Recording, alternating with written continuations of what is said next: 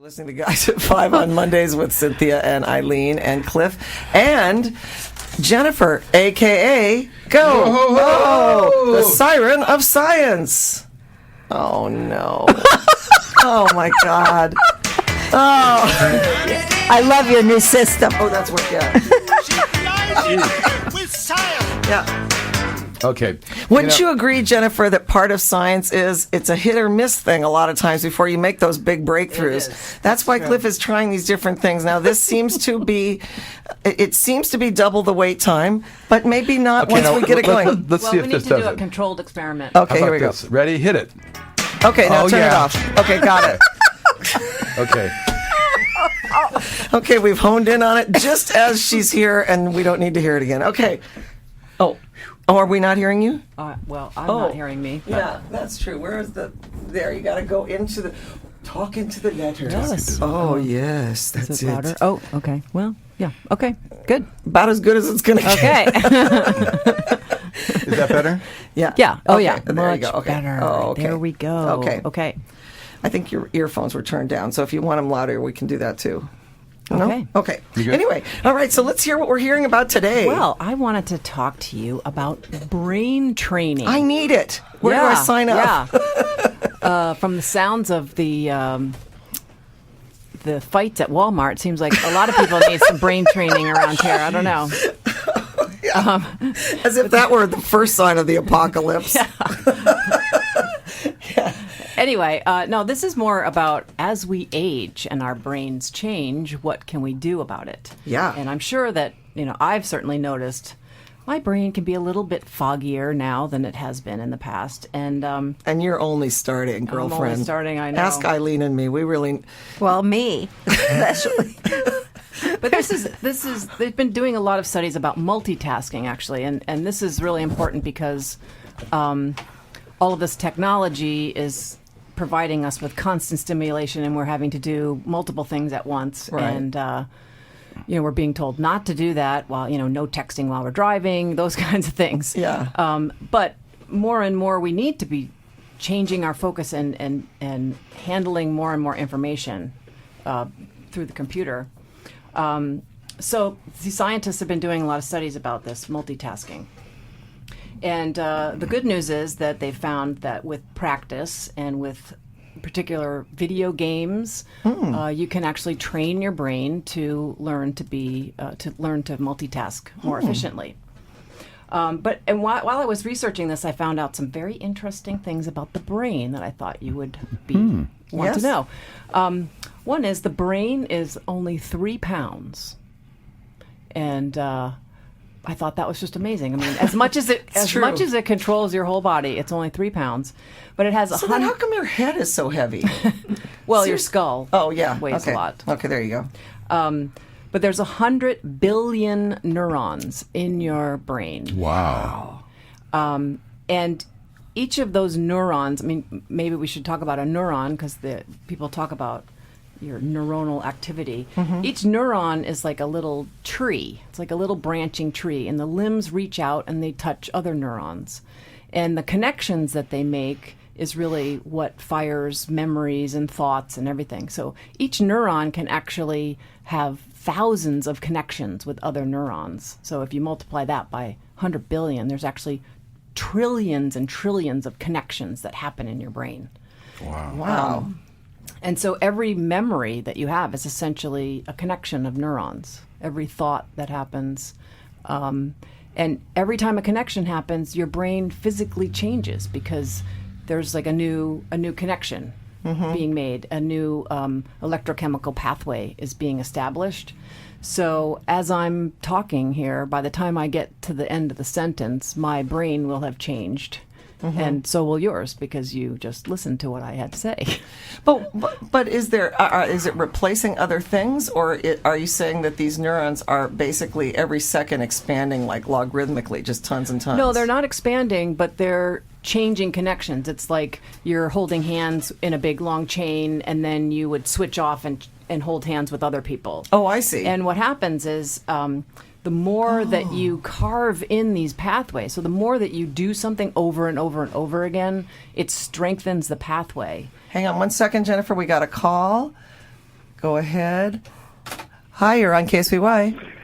Hi, how are you? Good. I have a question tonight that involves chemicals in the brain Okay. and the neurons and synapses and all that stuff. Shoot it at us. Do you know anything about LSD and how it Not a affects thing. the brain? No, we don't. Well, Okay. But what's the Well- question, basically? See, I'm a listener, and an Thank older you. gentleman, and during the '60s in high school and later early '70s, I took a lot, and it didn't seem to be anything that changed my synaptical connections, except when you're on it, it certainly does. But of course, the early reports on LSD always said that there'd be brain damage Right. and, or some kind of psyche damage, etc. And I really don't feel it. And we've had a couple of discussions with friends recently who feel the same way. And I wondered, you were talking about how the brain works. I wondered if you knew anything. Would maybe could we research that and come back, or is that possible, yeah. Jennifer? Well, I think Absolutely, I'm here. you're right that while you're on it, because it's affecting the neurotransmitters and affecting how you're thinking while it's having an effect on you. But once it's out of your body, it doesn't. From what I've read, it doesn't permanently change the pathways that we were talking about, Okay. the neuroplasticity of your brain. But certainly, I guess, if you're doing something a lot and you're establishing these new pathways, but that's more from an activity or a thought or something. I don't think that's the case with chemically induced pathways, but I don't know that for sure. And it seems to me that there's one other thing, which is it just matters whether it fries it at all. Like that, some of the ecstasies and stuff like that have fried it, so there is no neuroplasticity in that case. That the drug is. Yeah, never did all that. But, Yeah. I mean, we were the early experimenters in '67 and '68 and '9, and I really don't feel that it is. I never did that myself, but I had some friends that did, in high school and stuff, and they have said exactly the same thing that you're saying right now. And a lot of them are musicians and attorneys and other. But we really thank you for the call, and thanks for being a listener, and keep on listening. And let's go back to Jennifer's thing. Thanks a lot. You got it. Take care, bye.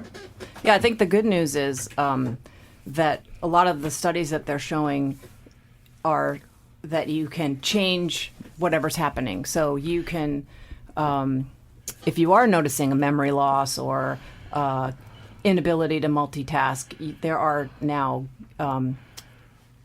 games and different activities that you can use to strengthen that. So this whole idea of neuroplasticity, which is the brain's ability to reshape itself structurally and functionally, is such an interesting thing, and it's really only been around since the 90s that we've known about this. Back when we were growing up, it seemed that the common thought was that you kind of have this brain, and then you have this critical development period in your life, and then after that, there's really, you can't teach an old dog new tricks kind of thing. And, I still hear people say this, well, I'm too old to learn an instrument, or I'm too old to learn a new language. And that's really not the case at all. In fact, quite the opposite. By doing those kinds of things, by learning new things and keeping your brain active, you're really using its ability to stay active, and it needs that stimulation. Actually, It's really interesting to hear you say that, because to hear a scientist say that, then I buy it. I always used to think it was just sort of hearts and flowers that you could always, that you could that could be replenished. But that sounds great. But when you're young, the younger kids have an easier time learning languages and learning things, and then that's when they retain the most. If you learn, a foreign language when you're young, and you don't use it. Well, it may be the comes most back. time, but it doesn't mean you couldn't do it later. Yeah. Exactly. Yeah. Yeah. there is a stage early when you're like a sponge. You're just Yeah. learning everything, and actually for language, they've shown that if you learn a language when you're young, it's actually stored in your brain Right. in a Yeah. different place than if you learn Really? it as an adult. Oh, that's interesting. Yeah. Wow. It's more tightly connected to your native language when Yeah. you learn it as a child than as an adult. Yeah. It's in a different place. So getting back to the brain games. Yeah, let's talk about the brain games. Is it? I mean, are we wanting for healthier brains to be able to multitask better? Is that part of the concept of what you're saying? Yeah, I think it's not just multitasking. There's other things like, improving your working memory, your attention, your ability to focus on something for a long period of time. And that's what some of these games are designed to do. Okay. So they're kind of using using this neuroplasticity of our brain to improve brain performance. And so the most popular one that I came across is called Lumosity. Oh, And, yeah. you I've probably heard of that. actually they advertise on NPR all the time. They advertise everywhere. But so it's an online brain training program, and it's customized. So you get on there. I actually took the test the other day, and you customize a program. What kinds of things do you want to improve? Do you want okay. to problem solve better? Do you want to remember things? And they have an assortment of 40 different games. And so you fill out this little questionnaire online, and then it designs a package of games for you. And then you log on and you take these. You basically are doing brain exercises 3 times a week. Wow. And you can track your progress in the playing of the game.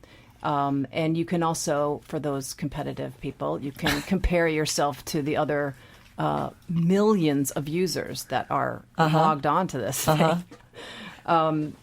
So again, this is to create new neural pathways. It's just like getting us to do this Yeah. in a regimented sort of way. Yeah. Is there a charge for this? That particular one there is. It's a monthly fee of about $5. Oh, wow. Yeah. Yeah, or you can buy a lifetime membership for something Yeah. fairly reasonable, actually. That's pretty cool. But the other thing that I just learned about, it was an article this fall, actually, it just came out in September in Nature magazine. Researchers at UCSF have been studying this multitasking specifically, but in the older population. And so they were kind of studying it from a research standpoint, and the scientists sort of got tired of delivering these bad news to these people, like, geez, your function is going down. So he said, hey, let's develop a game that actually improves this. So they developed this game called Neuro Racer. And it's basically a car. You're online, you're driving this car, and the road moves to the left to right, up and down, so it never ends, but then there are these signs that pop up, and you have to pay attention or click on certain signs and not others. So there's multiple things happening at once. And the interesting thing about this study is that they tested 20-year-olds, and then they tested 60 through 80-year-olds.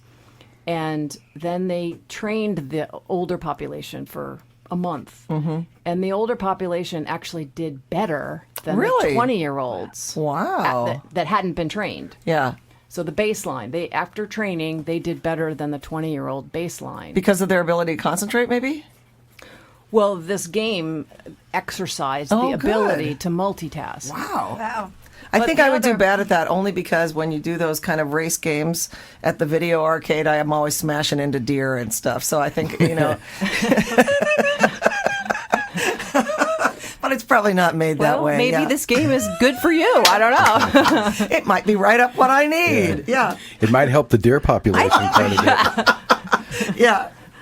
I But love that because so many older people have a hard time getting jobs, and there's this whole feeling that the younger you are, the better you're going to be at your job. But when you think about this, Oh Well, yeah, I just a think- chance, and Not and just most the- people, I think, Yeah. Don't you think the end of lives are people just giving up? right?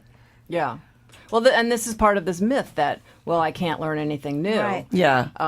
And, I've read a lot of things about how important it is to keep your mind active, and not just with video games, but reading books or as I said, learning a musical instrument or learning a new language or dancing. Actually, I've read was really helpful. That makes sense. All of the motor skills and just learning new choreography, anything like that. Zumba is good.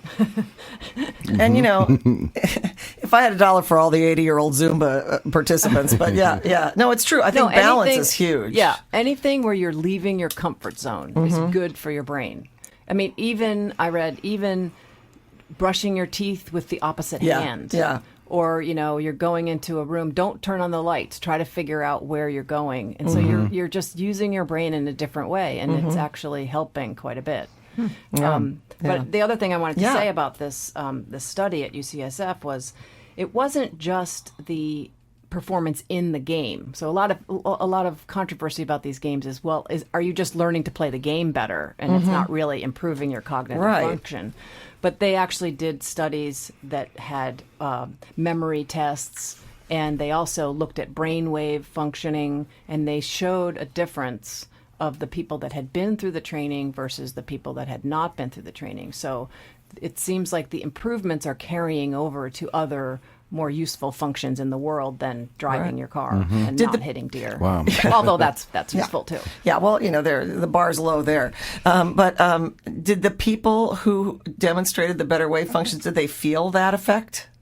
Did they look at that? Like, did people feel as if they were more alert or more? Yeah, they did. Okay. Yeah, they didn't have those episodes where you go to the refrigerator and you all of a sudden don't realize why you're there. God, think of the time we'd have, Eileen, if we went in another room and remembered why we went there. That would really save time. It's so scary. That happens to me about 5 or 6 times a day. Oh, all the time. I just what? Yeah. Yeah. Well, no, that's and great. The good news is that there seems to be some residual effect. So even after the training for 6 months, the people still had the benefits, were exhibiting benefits of this training, even though they had stopped the training 6 months before. So Luminosity and NeuroRacer are the two you mentioned. Yeah, this is what I'm talking about, NeuroRacer. Yeah. It's more, I shouldn't say more medically geared. I mean, Luminosity is backed by a lot of neuroscientific research.